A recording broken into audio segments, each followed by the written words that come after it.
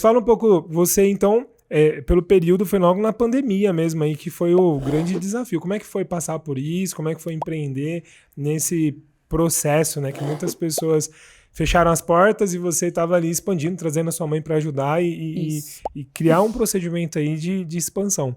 Como foi? É importante falar que eu não tenho nenhuma formação de confeitaria, né, de nada dessa parte. Eu sou engenheira civil, né, por formação. Então, eu dediquei 7 anos da minha vida em estudo de engenharia. Eu sou técnica em edificações aqui pela ETEVAV, depois me formei em engenharia civil e atuei nisso dos meus 17 aos 25 anos. Que né? legal. Que foi nesse momento que eu voltei para Jundiaí. Então, tipo, na parte de engenharia civil, eu fiz muitas coisas. Eu trabalhei em diversos setores, assim, e sempre de obra. Nunca fui uma pessoa de escritório. Sempre gostei de estar no campo, estar fazendo as coisas. De frente, né? De frente com gente. Sempre adorei. E quando eu me formei na faculdade, em 2017, eu ganhei do meu antigo chefe, né? Eu falo que eu ganhei porque, tipo, eu ganhei de presente uma obra pra eu tocar em outra cidade. Que legal. Tipo, tinha nem apresentado TCC, eu já tava indo pra Dourado, no interior de São Paulo. Eu ia e voltava pra começar essa obra. E em janeiro, virou o ano, na primeira semana de janeiro, eu me mudei pra lá.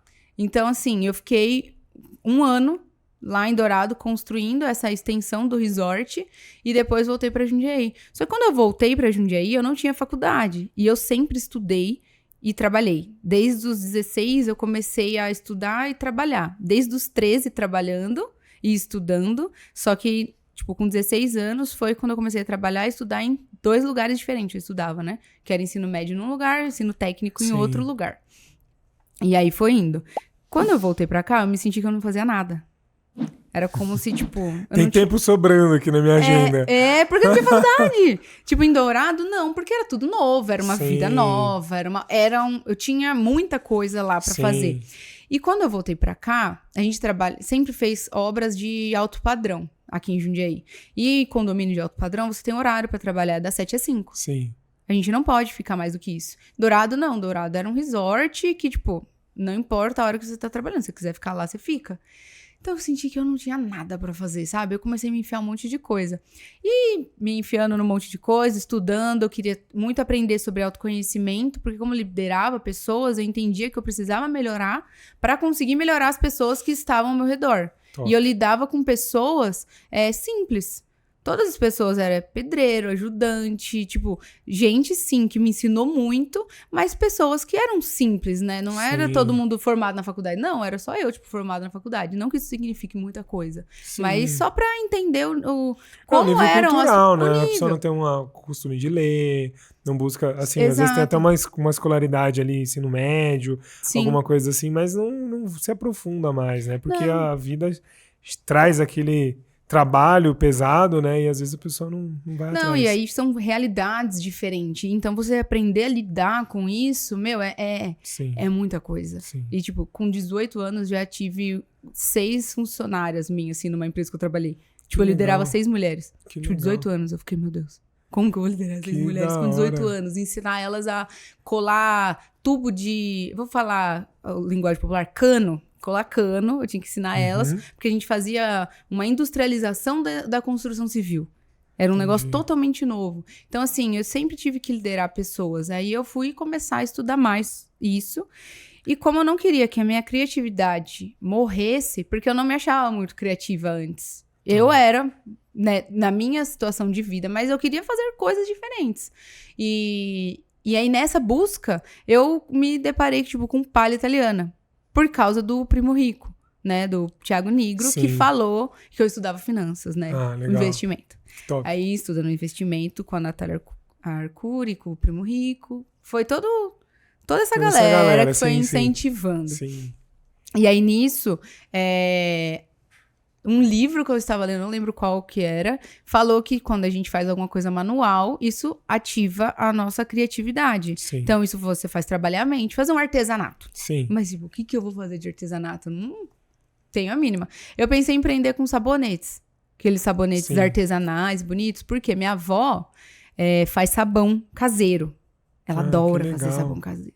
E ela aprendeu, assim, faz anos agora que ela faz. E ela faz sabão caseiro. Eu falei, quem sabe eu não faço? Que aí eu já levo minha avó, nós duas já aprende, faz sabão Sim. caseiro, faz sabonete daqueles bonitos. Só que aí eu achei que ia ficar inviável, porque eu não tinha espaço na casa da minha mãe, né? Que eu morava com a minha mãe. Então não tinha espaço pra ter um laboratóriozinho de sabão, a lavanderia da minha mãe pequena, não tem onde fazer. E aí nisso eu vi o Thiago Nigro falando que a família dele fazia palha italiana. Eu achei curioso. O que é isso? Palha italiana. Não fazia a mínima ideia, tipo, o que era. E fui pesquisar. E comecei a pesquisar. E por coincidência, nessas pesquisas... que eu tava olhando, né, investigando, a minha tia fez no Dia das Mães na casa dela. Tipo, sem ninguém tinha saber de nada. Top. Ela fez isso. Aí eu falei, cara... É isso, então, que é palha italiana? Tia, como que você fez? Aí eu comecei a pesquisar, perguntar como que ela fez. Tentei fazer tudo do jeito que ela fez. E no mês de maio, é aniversário da minha mãe também. Então, o Dia das Mães no começo de maio. E o aniversário da minha mãe é no finalzinho de maio. A gente fez um café da manhã. Um café da tarde. E aí eu fiz palha italiana nesse café da tarde. E meus amigos estavam lá. E minha mãe... né, minha família, e dei pra eles experimentarem. Aí todo mundo gostou. Eu falei, então, tô pensando em começar a fazer isso daí como uma renda extra, uma forma de eu atender eventos, que essa era a minha intenção em 2019. Legal. Era só atender eventos, porque eu não tinha pretensão nenhuma de não continuar na engenharia. Era só pra ter um hobby, um mais. O meu FIES tava chegando pra pagar, então, tipo, queria pagar o FIES sem ter que tirar do meu salário. Sim. Então, foi juntando várias coisas. Tem um pensamento aí próspero, né? De ao invés de aumentar o custo, então, beleza, vai aumentar o custo do lado, mas aumenta a receita na outra ponta ali que fica tudo bem. Exato, então eu fui atrás disso. Essa era a minha ideia, né? E foi dando certo. Meu irmão começou a vender na empresa. Então, eu trabalhava normal durante a semana.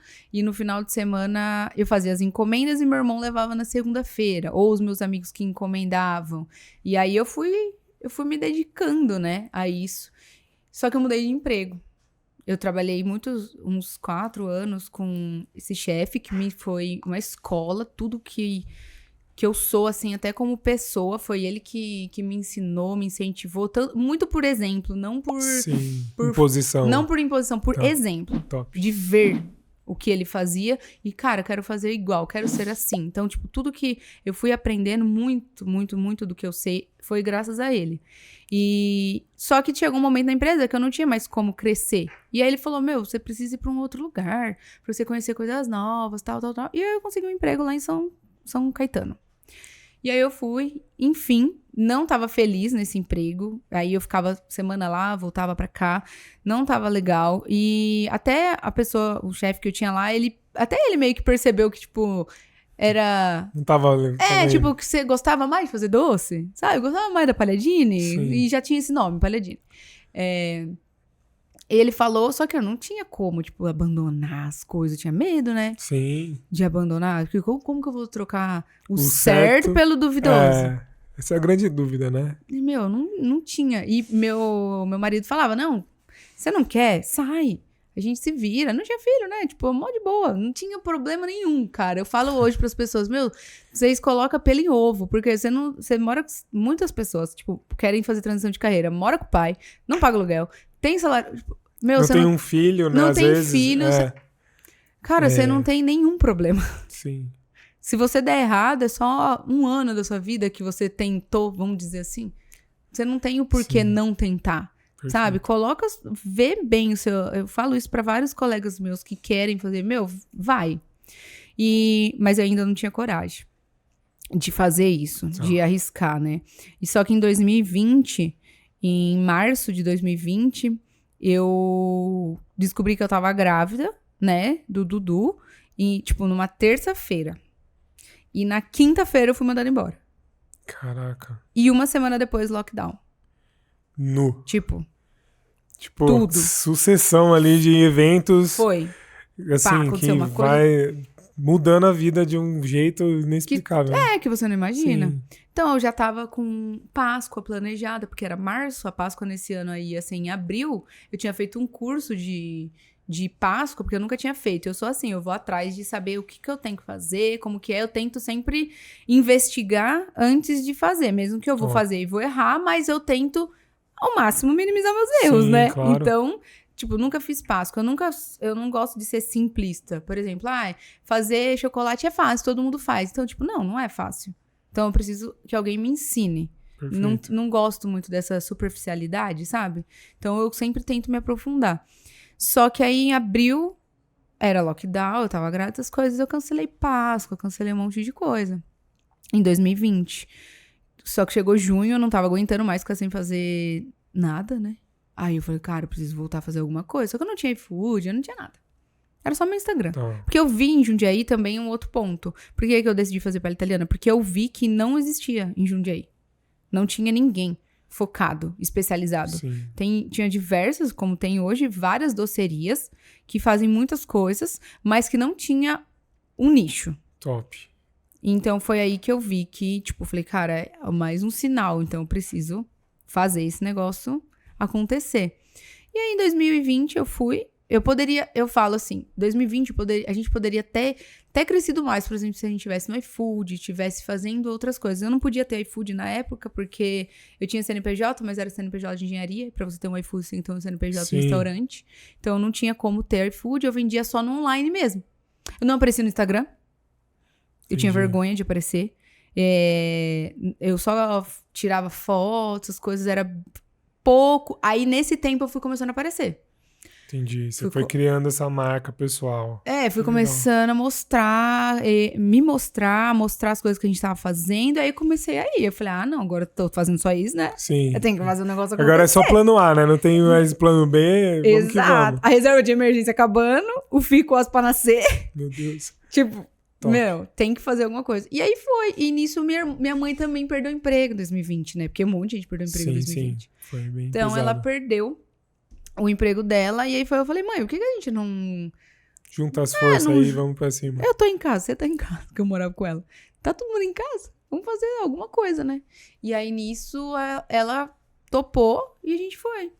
Em 2020, mas 2020 foi meio assim, foi meio tranquilo. Ela mais me ajudava mesmo. Eu não lembro se eu tinha falado pra ela continuar, não lembro ao certo que momento que foi, tipo, essa conversa, mas ela me ajudava. Porque foi chegando, tipo, a época do Dia dos Avós.